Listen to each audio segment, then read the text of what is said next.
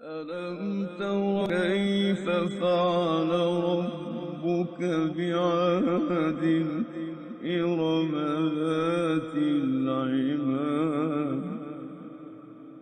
إرم ذات العماد التي لم يخلق مثلها في البلاد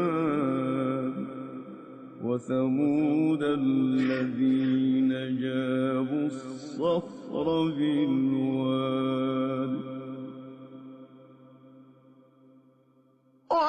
وفرعون ذي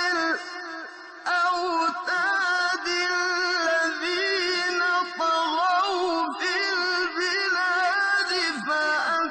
فأكثروا فيها الفساد فصب عليهم ربك سوط عذاب إن